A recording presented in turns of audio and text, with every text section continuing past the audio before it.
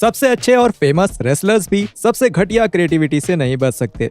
इतिहास में जहां ज्यादातर खराब गिमिक्स उन रेसलर्स को दिए जाते थे जिनसे रेसलमेनिया जैसे बड़े बड़े इवेंट्स में आने की उम्मीद भी नहीं होती, बहुत बार रिकॉर्ड सेट करने वाले हॉल ऑफ फेम में जगह पाने वाले रेसलर्स और WWE के सबसे बड़े और रिस्पेक्टेड परफॉर्मर्स को भी WWE ऑफिशियल्स की बात मानकर ऐसे गिमिक्स करने पड़े जो उनके लिए बहुत ही अजीब थे, फिर चाहे वो बड़ा नाम बनाने से पहले हो या उसके बाद। मैं हूँ एडम पचीटी कल्टहॉलिक रेसलिंग से और ये हैं 10 ऐसे लेजेंडरी रेसलर्स जिन्हें मिले बहुत ही बुरे गिमिक्स। शुरू करते हैं। नंबर 10, काजुचिका ओकाडा एस ओकाटो। जापान के रेसलिंग कल्चर में कंपनीज की ये प्रथा है कि नए रेसलर्स को सीखने के लिए विदेश भेजा जाए, जहां उन्हें एक्सपीरियंस और नए स्टाइल सीखने का मौका मिले, ताकि जब वो अपने देश वापस आए तो वो पहले से ज्यादा बेहतर हों और एक स्टार बन सके।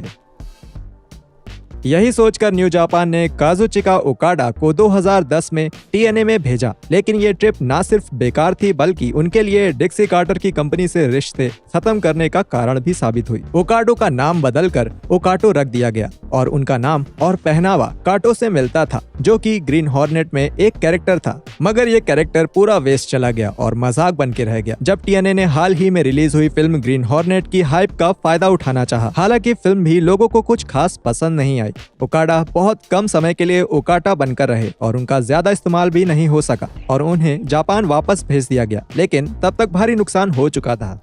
नंबर 9, केविन नैश बतौर ओज। मुझे पता है कि आप में से कुछ लोगों को इस बात पर हंसी आएगी कि मैं केविन को लेजेंड कैसे बोल सकता हूँ, पर आप अपना मुंह टॉयलेट से बाहर क्यों नहीं निकाल लेते। सॉरी, मैं थोड़ा विनी वेगस जैसे भावनाओं में बह गया था। पर हम यहाँ उसकी बात करने के लिए तो नहीं आए हैं। बिग सेक्सी को अपने फेमस डीजल वाले अवतार में आने से पहले 3 बहुत ही बेकार गिमिक को झेलना पड़ा था। घिसा पिटा गिमिक वेगस और मास्टर ब्लास्टर स्टील भी बेकार था, मगर सबसे खराब था ओज, जो कि विजार्ड ऑफ ओज से लिया गया था। शुरुआत में अपनी एंट्री पे एक रबर का मास्क और बड़ी सी ग्रे दाढ़ी के साथ आते हुए और टिन मैन, स्केयर क्रो और कवर्डली लॉइन की सस्ती कॉपी जैसे लुक के सामने से निकलते हुए नैश का ये अवतार उस समय के हिसाब से भी बहुत ही घटिया था।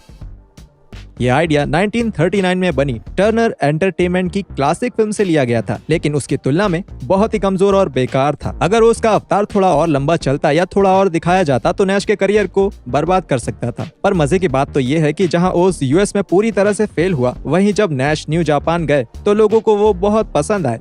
जापान की तरफ से पूरे 5 स्टार। नंबर 8, केन बतौर नकली डीजल। नैश की ही तरह ही ग्लेन जैकब भी ऐसे 7 फीट के रेसलर थे जिन्हें एक बड़ा स्टार बनने से पहले अपने करियर के शुरुआती दिनों में बहुत ही बेकार गिमिक्स करने पड़े।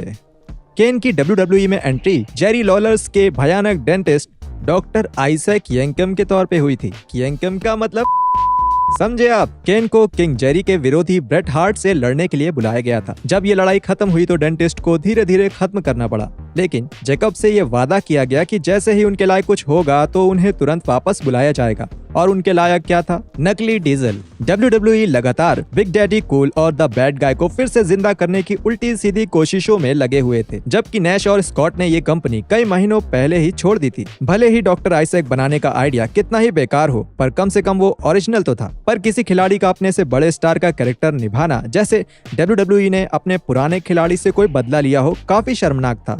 पर खुशकिस्मती से केन के लिए ये नकली डीजल का गिमिक सिर्फ 4 महीने ही चला और फिर खत्म हो गया। नंबर 7, बैरी विंडम बतौर स्टॉकर। NWA के पुराने हैवीवेट चैंपियन बैरी, जो कि वैसे तो सबसे अच्छों में से एक थे, पर आज तक के सबसे अंडररेटेड रेसलर्स माने जाते हैं। उन्हें भी WWE में परफॉर्म करने का मौका मिला और जिसके नतीजे काफी मिले जुले रहे। बैरी की टीम US एक्सप्रेस 1980s की पुराने स्टाइल की एक अच्छी टीम थी। वहीं कुछ सालों बाद सोलो खेलते हुए विडोमेकर के नाम से उनका गिमिक शुरू होने से पहले ही खत्म हो गया। बैरी ने 1996 में वापसी की, लेकिन अब वो ना तो देशभक्त थे, ना ही काउबॉय थे और ना कोई विडो मेकर थे, जो भी उसका मतलब रहा हो।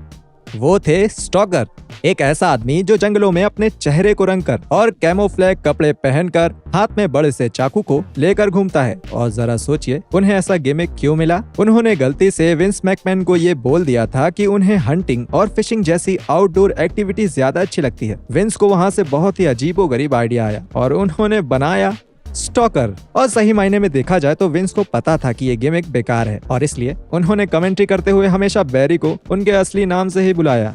नंबर 6, माइक ऑसम बतौर द फैट चिक थ्रिलर और that 70s guy. Mike Awesome को लेजेंड बोलने के लिए आप मेरे खूबसूरत चेहरे पे एक जोरदार थप्पड़ मारना चाहे तो मैं आपको उसके लिए भी माफ कर दूंगा, अगर आपने उनका सिर्फ WCW और WWE का करियर ही देखा है तो। लेकिन इन बड़ी लीग में अपना नाम खराब करने से पहले वो एक बहुत ही शानदार और एनर्जेटिक रेसलर थे। उनके सबसे शानदार साल उन्होंने जापान में रहते हुए FMW और ECW के स्टार बनकर बिताए, और ECW छोड़ते समय तो वो वहाँ के वर्ल्ड चैंपियन भी थे, और यही कारण था कि WCW उन्हें अपनी लीग में लाना चाहती थी। शुरू में तो सब अच्छा भी रहा, उन्हें अपनी पावर और फुर्ती दिखाने का मौका भी मिला, यहाँ तक कि WCW ने उन्हें हल्क होगन के खिलाफ मैच में जीत भी दिलाई। लेकिन बैश ऑफ द बीच 2000 में हुई कंट्रोवर्सी में हल्कस्टर के छोड़ के जाने के बाद माइक की किस्मत ने उन्हें धोखा देना शुरू कर दिया। उन्हें मोटी लड़कियों का पीछा करने वाले फैट चिक थ्रिलर और फिर शानदार दिखने वाले दैट 70s गाय के नाम से रीब्रांड किया। कहते हैं कि विंस रसो ने बदला लेने के लिए ऐसा किया क्योंकि माइक हल्क होगन के भतीजे के भाई थे। बहुत शानदार विंस। नंबर 5, विलियम रीगल बतौर the real man's man. William Regal के करियर की सबसे खास बात ये थी कि वो कैसे हर एक चीज को बड़ी ही आसानी से कर सकते थे। जालिम राजा या रोड पे लड़ने वाला जंगली लड़का, ये सब उनके लिए बाएं हाथ का खेल था। यहाँ तक कि ऐसा डरपोक आदमी जो अपने बॉस का पिछवाड़ा चूम ले, वो गिमिक भी विलियम के लिए आसान था। उनके लिए मुश्किल था तो वो सिर्फ रियल मैन्स मैन का किरदार।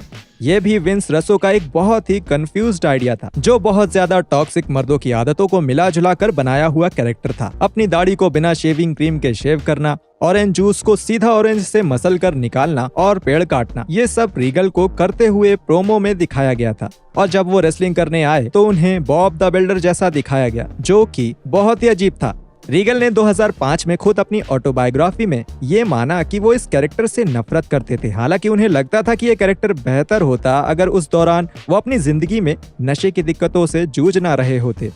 नंबर 4, डीवॉन डडली बतौर रेवरेंड डीवॉन। दोनों डडली बॉयज ने WWE के अपने शुरुआती दिनों में काफी सक्सेस एंजॉय किया, जहां उन्होंने जल्द ही अपने आप को अब तक की सबसे अच्छी टैग टीम में से एक साबित कर दिया, जिसका काफी श्रेय उनके और हार्डी भाइयों और क्रिश्चियन और एज के साथ हुए मैचेस में शानदार परफॉर्म करने को जाता है। मगर जैसे WWE की बड़ी बड़ी टैग टीम आखिर में टूट गई, वैसे ही इस टीम का अंत भी होना ही था। अब बारी थी बबा और डीवॉन की। जब WWE ने 2002 ड्राफ्ट किया तो बबा रॉ में और डीवॉन स्मैकडाउन में चले गए। जहां बबा रॉ में भी पहले की ही तरह बने रहे, वहीं डीवॉन को स्मैकडाउन में मिला एक नया कैरेक्टर। डीवॉन एक चालाक पादरी बनकर आए और उनके साथ था एक डोनेशन बॉक्स, जिसकी सेफ्टी की जिम्मेदारी ली थी बैटिस्टा ने।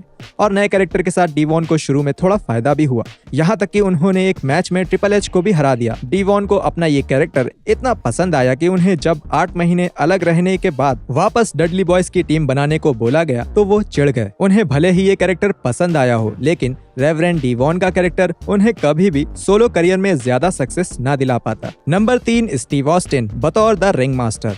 विंस मैकमैन ने जब जिम रॉस और केविन नैश के कहने पर स्टीव ऑस्टिन को मौका दिया था तो उन्हें बिल्कुल भी अंदाजा नहीं था कि ये WWE के इतिहास का सबसे बड़ा स्टार बन सकता है।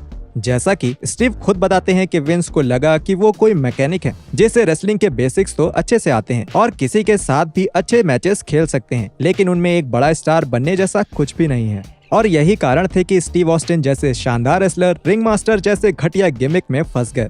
एक बेकार से लुक, कुछ साधारण से मूव्स, पुराने स्टाइल और टेड डिबियास का उनके लिए ज्यादातर बातें करना ये साफ कर रहा था कि उनके लिए स्टार बनने का रास्ता बहुत ही मुश्किल था। और स्टीव को भी ये बात पता थी और इसलिए कुछ महीने रिंग मास्टर बनकर रहने के बाद उन्होंने खुद ही ये जिम्मेदारी ली कि वो कुछ बेहतर करेंगे। और रिचर्ड द आइसमैन कुगलेंस्की, जो कि एक कुख्यात हत्यारा था, और डॉक्यूमेंट्री देखने के बाद स्टीव ने उससे इंस्पिरेशन लेकर अपने बाल शेव कर दिए और अपना नाम स्टोन कोल्ड रख लिया, जिसके बाद उन्होंने WWE के सबसे बड़े स्टार बनने का सफर शुरू कर दिया। नंबर 2, हल्क होगन बतौर मिस्टर अमेरिका।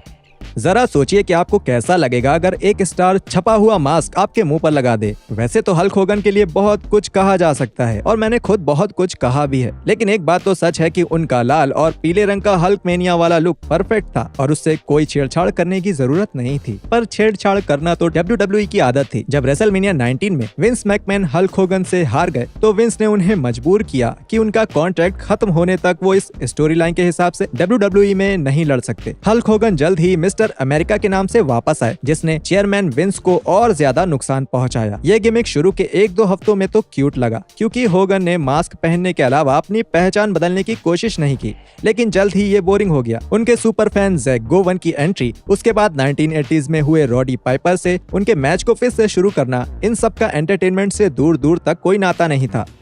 होगन भी अपने इस गिमिक से खुश नहीं थे। वो चाहते थे कि उन्हें WWE से थोड़ा ज्यादा पुश मिले और थोड़े ज्यादा पैसे भी मिले, लेकिन अंत में होगन ने WWE छोड़ दिया जब उनकी स्टोरी लाइन अभी भी चल रही थी। नंबर 1, कोडी रोड्स बतौर स्टारडस्ट। मुझे लगता है कि अब समय आ गया है कि हम कोडी रोड्स को एक लेजेंड की तरह मानना शुरू कर दें। माफ करना, पर क्या आपने कभी 5 स्टार हेल इन सेल मैच को फटी हुई पेक्टोरल मसल के साथ खेला है? सोचना भी मत। द अमेरिकन नाइटमेयर WWE के रेसलमेनिया 38 में वापस आए एक बड़े स्टार के तौर पर, जब उन्हें अपना पहली पारी WWE में खराब होने की वजह से कंपनी से जाना पड़ा। एक शानदार शुरुआत पाने के बाद उनका करियर बतौर स्टारडस्ट थोड़ा धीमा पड़ गया। ये स्टेफनी मैकमैन का आइडिया था, क्योंकि वो ये चाहती थी कि कोडी इसके बाद अपने भाई गोल्डस्ट के साथ मिलकर एक टैग टीम बना सकें। स्टारडस्ट कुछ सालों तक चला, लेकिन कुछ गिने चुने मौकों के अलावा स्टारडस्ट एक बुरे सपने जैसा ही था, जिसे केवल सेकंड ग्रेड शोज जैसे मेन इवेंट और सुपरस्टार्स में ही जगह मिली। कोडी खुद भी इस गिमिक से नफरत करते थे, क्योंकि उनका मानना था कि इस कैरेक्टर ने उनको काफी नुकसान पहुंचाया है और वो अपना पूरा टैलेंट इस कैरेक्टर के कारण नहीं दिखा पाए। अपनी शानदार वापसी के बाद उन्होंने बताया कि उन्होंने ये पहले बोल दिया था कि अगर स्टारडस्ट के बारे में कुछ जिक्र भी हुआ तो वो अपना कॉन्ट्रैक्ट खत्म कर देंगे।